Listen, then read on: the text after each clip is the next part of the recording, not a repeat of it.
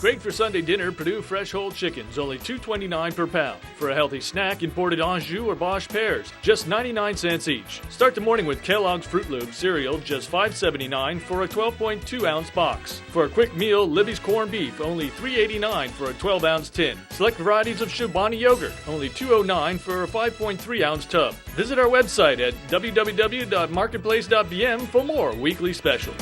You can count on us. Live from Bermuda Broadcasting, this is ZBM TV9 News. Good evening, everyone. It's Tuesday, February the 7th, 2017. I'm Diane Brewer, and thank you for joining us tonight. Premier Michael Dunkley this evening pushing back at claims by the opposition leader that government has failed to disclose all the information related to the airport deal. Opposition leader David Burt said the lack of disclosure over the redevelopment project leads him to believe the government doesn't want people to see it. However, speaking to Tarai Trot from London this evening, Mr. Dunkley underscoring that his government has provided the opposition with all of the information they could need. We believe that the airport project is a badly needed project. Our airport is falling apart. It's very old. And so the opposition and the government have been stating their position. And we're very clear that we support this project. We tried to give the opposition all the information that they need so they can debate it in the House. But it appears like the more we give, the more opposition want to continue to search in other directions. We have been very open and provided the project agreement. We've given access to the opposition to ACON, CIBC. They've met with them. They have the opportunity to communicate with them and ask all the questions they want. There's certain information that is proprietary information, and it cannot be given out because that would be the detriment to a business and their future potential on quoting and dealing with projects. There has never been in the history of any project in Bermuda this much information released. When you say that the opposition have all the information they need, you mean they have all the information that was promised to them by the Minister of Finance? Well, it seems that the more we give them, the more they want. The project agreement's been given out to them. In that, it lays out a lot of different information. And the only information that I'm aware that's not available at this time is proprietary information.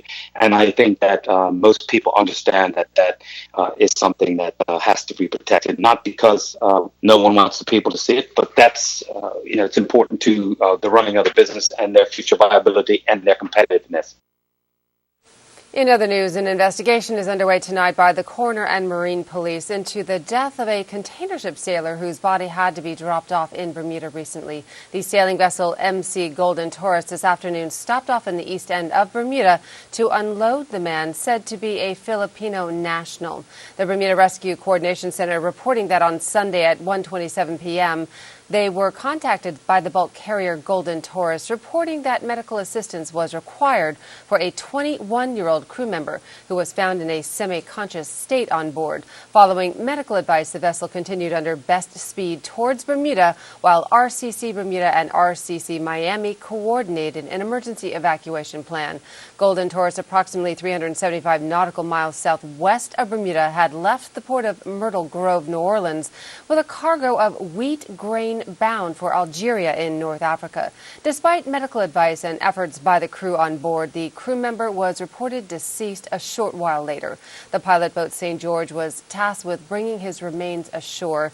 Investigations by local coroner and marine police are ongoing, while company representatives are due to arrive on the island later this evening. And we want to hear your thoughts on today's news, plus your news, photos, and video anytime. Make sure you've liked our Facebook page on the address on your screen to get our news updates. And if you happen to miss our newscast, don't worry. It's uploaded nightly to YouTube to be viewed anytime you want. So you can watch our news on your computer, laptop, or mobile device. And we're also available on WhatsApp. So send us feedback anytime. Stay with us. More news and tonight's AccuWeather forecast after the break. Hey Smokey, let's get lunch from the Marketplace Food Court. You know what? That sounds good. They have oxtails, pumpkin, curried lamb, lemon chicken, sweet and sour ribs, vegetable stir fry, and the variety goes on.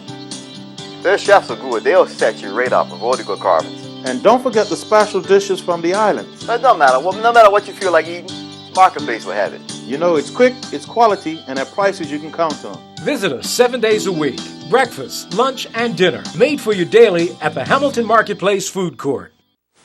Welcome back. Premier Michael Dunkley today wrapped up a second day of high-level talks over Brexit with fellow leaders from the overseas territories and British government ministers.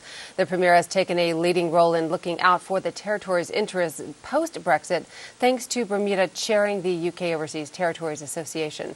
Speaking to Tarai Trott from London this evening, Mr. Dunkley said other issues discussed today included post-market access to the EU for the territories and EU funding. There are a number of OTs who get a reasonable amount of funding from the EU at the present time. UK puts in about $4.5 billion into various EU funding programs, so they're concerned about that. And then the fourth area would be trade. And so we prepared for the meetings today. We had a very busy agenda today where Baroness Ainley was in the chair most of the days, and we had ministers with oversight in various areas coming throughout the day to have general discussions. So, for example, in regards to international trade, we had Lord Price, the Minister of State for DIT, come in. In regards to EU funding, we had Lord Bates, the Minister of State for DFID, come in. And obviously Robin Walker, the junior minister for Brexit, was in early in the day. So we had very good discussions where our positions were placed very clearly to the UK. The UK has said from the beginning that they would listen to us, take on board our concerns, and we're committed to working hard on our behalf. And I'm very comforted to see that commitment is still there. British Prime Minister Theresa May is expected to trigger Article 50. That is the formal notice to the EU that Britain will be leaving by the end of March. Elsewhere, another battle is brewing in London involving the territories. That is that bill in the UK Parliament that's poised to force the overseas territories to set up registers showing beneficial ownership in companies, something Finance Minister Bob Richards had said would damage Bermuda's economy. The Premier cleared today that where it concerns the British government, they appear to be listening to Bermuda's stance. You mentioned that criminal finance bill. That's a bill that would force the overseas territories to implement beneficial ownership registers. Are you getting any support from the UK government? I know it's not the UK government, it's the Parliament out there. Yeah, we have worked hard, and the Deputy Premier and the Minister of Finance has worked hard over the past couple of years for people in Europe and in the UK to understand what we do in Bermuda. We've had a register of beneficial ownership for 70 years, well before it was the appropriate thing to do. We always did it because we believe in transparency and openness, and we wanted money to come in for all the right reasons. So the UK government supports our position now, and I think some people in Bermuda will remember that last year we made further advances where the National Crime Agency will now have access to our registry. And again, Premier Michael Dunkley in London this evening. In other news, despite no anti-airport protesters turning up at Parliament on Friday, as police had planned, government remains concerned of repeat demonstrations to the December 2nd protests, which saw some members of the public pepper sprayed. Parliament this Friday is set to finally debate the controversial airport project bills. Speaking on the issue, Home Affairs Minister Patricia Gordon-Pamplin is putting some of the blame on the opposition for some of the strong feelings against the project. Well, we're always concerned, and I think what happens is that you have an opposition who continue to stoke emotions, to say things that are not true, to have no concern for their attempt to destabilize this country. And I think that by so doing, they continue to evoke emotions in people. Whether Friday coming will be similar to December 2nd, I certainly hope not. I do believe that a lot of the information that had been requested over time has been released, and we may be criticized for releasing things in bits and pieces, but I think that when you have non-disclosure clauses in agreements, then they have to be respected. And I think at every point of the way, Minister Richards has in fact had to get clearance from the people with whom we have non-disclosure agreements to be able to release further information. So hopefully Friday will be a little calmer, that at least we would be able to have a debate in the House of Assembly. And I think it's also important to note that we have had on previous occasions, we've taken on board criticisms, recommendations, suggestions that have been made by the opposition in making sure that the legislation that we have is as good as it can be. So if they come with a debate and with the idea that if there's something they don't like that they can put it forward, then certainly we would be honor-bound and duty-bound to look at it. Significant capital projects could be in the offing as the Minister of Works and Engineering hints at what is being considered as efforts are made to address the crumbling infrastructure at many of the island's public schools. However, as Gary Moreno found out, nothing is yet cast in stone. The minister was at the time bringing us up to date on the status of repairs and remedial work being carried out at the T.N. Tatum Middle School to deal with mold and air quality issues. The last notice that we got, T.N. Tatum is now ready to be occupied. So we're pretty happy with the work that was done to clean up the area. So the last report I have now is that we can get back to work. As to what is being done to prevent any recurrence of these type matters, which many felt should have been addressed during the summer break, Mr. Kanya explains it's not as simple as that, but lessons have been learnt. It's almost impossible for that not to happen. We've got old buildings. These buildings are really old. So we're continuing with the maintenance. But what we do have in place right now is a consolidated, defined list of all of the challenges that we've seen in the school. It is actually listed, and that's what we worked out with the Ministry of Education. So with that list now, we've come up with a maintenance program as well as a renovation program to address some of these issues. But according to the minister, that approach may prove insufficient in some cases. And to that end, as he puts it, government is considering another option. With these buildings so old now, the other option is whether or not we actually take a look at tearing down some of these buildings and building anew. So all of these things are options, but right now we need to make sure that our kids are in school. The Minister of Education is adamant that we get these things fixed, and so we have a plan in place. Tearing down buildings and starting anew is not going to be a cheap proposition. Where is government going to find the money for that? Well, we don't know yet. These are just options on the table. But certainly we can't continue to pour money into a situation that continues to be challenged. That is progress, I guess, when you look at it, that we might decide to it's cheaper to build a new building as opposed to continue to renovate and renovate. The minister would not be drawn, though, on how long it would be before a decision on tearing down and rebuilding will be made. Meantime, as to how soon it will be before students return to T.N. Tatum, I don't know that exact time. That would be the Minister of Education that would be involved with that. I think sometimes the public are not aware that the maintenance of these buildings is shared amongst the Ministry of Education and Public Works. In a case like what took place there, of course we stepped in. We needed to get some remedial work done, and we did it. So it's up to now the school to ensure that the Ministry of Education to ensure that the students get back in, and that time frame is not up to us, but of course education. The Department of Education had previously suggested a February 20th return date for students at T.N. Tatum, but attempts to get word on whether that's still possible have so far proven futile. Gary Moreno, reporting for the Bermuda Broadcasting News. And we did eventually get that response, an education spokesperson saying, quote, "The Department of Education can confirm that it is our intent to have the students re-enter T.N. Tatum Middle School on Monday, the 20th of February. The acting commissioner of education, Dr. Freddie Evans, is keeping the administration's staff, teachers, and parents updated on the progress of work that is being completed in the school.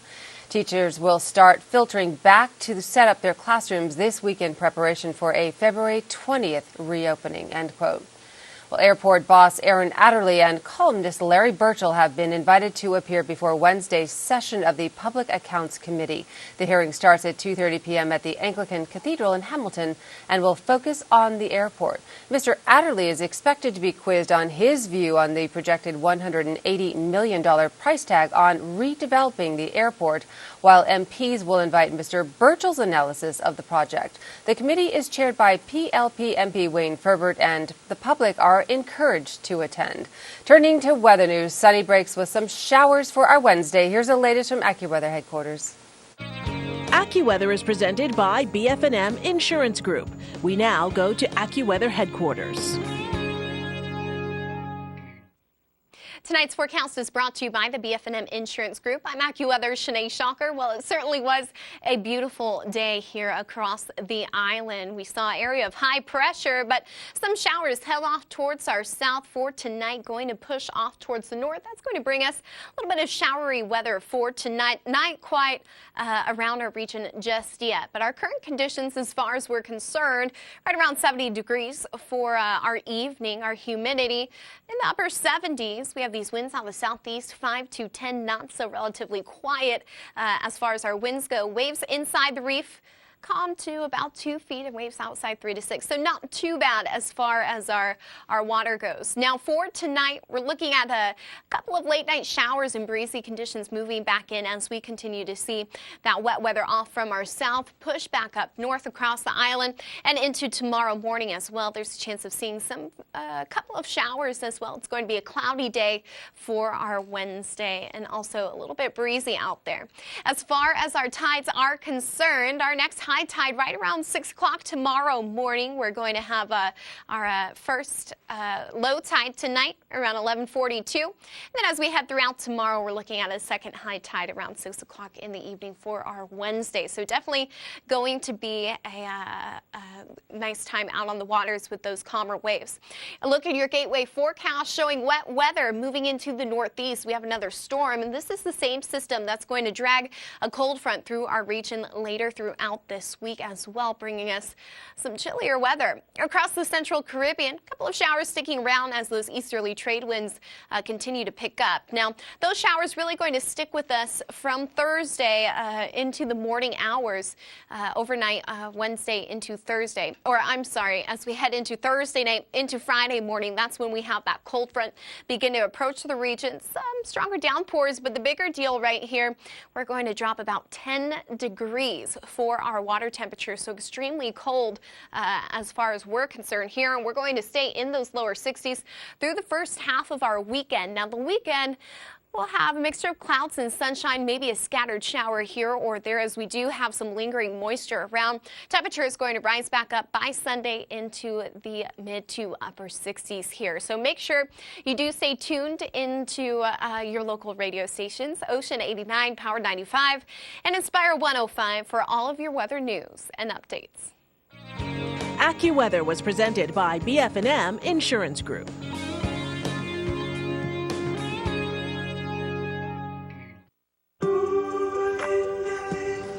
Oh, hey guys. We want you back, Linda. Look, we just don't need to count you anymore. Our new Certa Perfect Sleeper helps solve 5 common sleep problems. We can change. Can you support us as much as our Perfect Sleeper? No. Then I'm sorry. Wait, is Jerry around? He is sleeping. I think she's coming around. Stop counting sheep to get to sleep. Discover the perfect mattress for you at Bermuda's largest sleep center. Big Savings Zone, Southside, St. David's. Every day, a tsunami hits Bermuda. A tidal wave of information and images floods our phones, laptops, and tablets. We're awash in emails, posts, tweets, blogs, texts. As an advertiser, your message can easily get drowned out. Time to reach for the life raft. Technology changed the game, but television and radio still lead the way. Who doesn't have an all-time favorite TV ad? Affleck, where's the beef? You can count on us. The man, your man could smell it. TV remains the most powerful advertising tool in the world. For immediacy and engagement, you can't beat radio. Here at Bermuda Broadcasting, we can help you reach thousands of people at the same time. You might have a new small business or run a corporation. We can customize ads to help you build awareness and attract new customers. TV and radio advertising gets results. Call me, Diane Brewer, and I'll show you how. At last check earlier today, that 61-year-old American woman injured on Sunday when her cycle crashed into a car on South Road in Paget remained in stable condition in the hospital's intensive care unit. It has since been confirmed that a 15-year-old American male pillion passenger involved was treated for a foot injury at the hospital and discharged.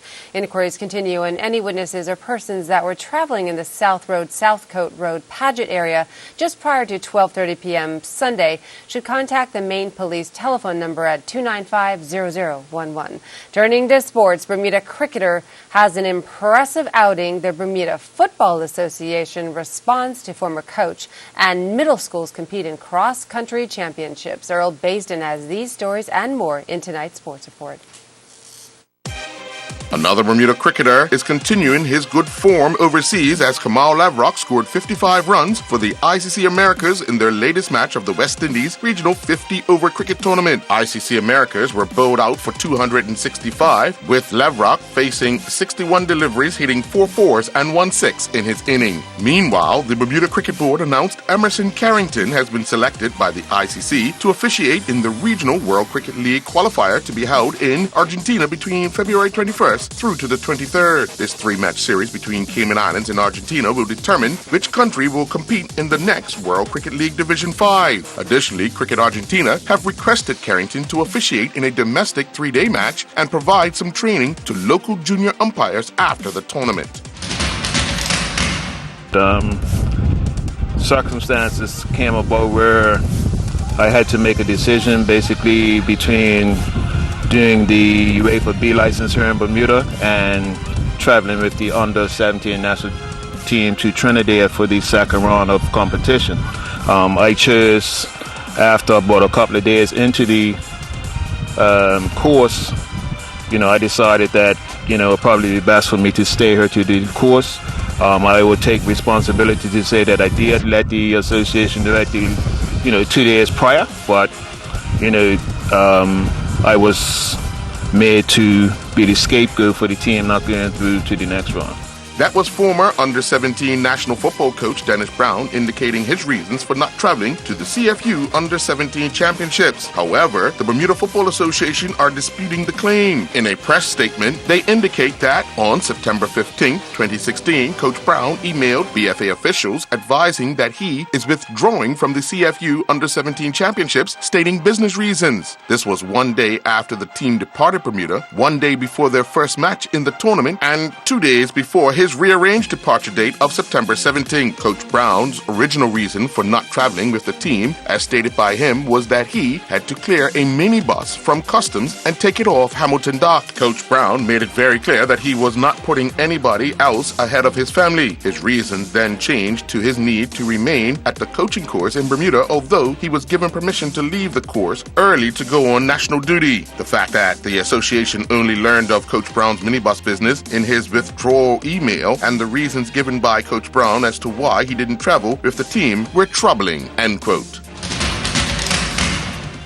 The Bermuda School Sports Federation hosted the Middle School Cross-Country Championships at the Arboretum earlier today. In the Under-13 Girls Division, Jade Johnston from Salters finished first, with Taylor White from BHS second. Maisha Sharif from Summersfield Academy finished third. In the Under-13 Boys, Tommy Marshall from Salters was the winner. Sancho Smith from T.N. Tatum was second, and Kasai Seeley from Whitney Institute was third. In the Girls Over-13 Division, Selah Tuzo edged her schoolmate from Salters, Koa Goodchild, at the finish line. Marian Chevereau from Warwick Academy finished in third. Nick Pilgrim from Warwick Academy won the Over-13 Boys Division race, with Matthew Elliott from Summersfield Academy second, and Alex Southern from Salters finished in third.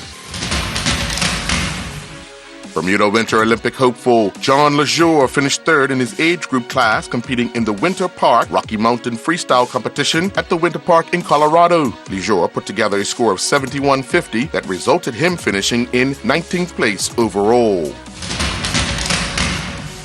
At VZ Street on Saturday night, the Bermuda Harness Pony Racing season continued, highlighted by a nail-biting finish in the 104-1 and faster time bar class. Over to the announcer, Joey Trott.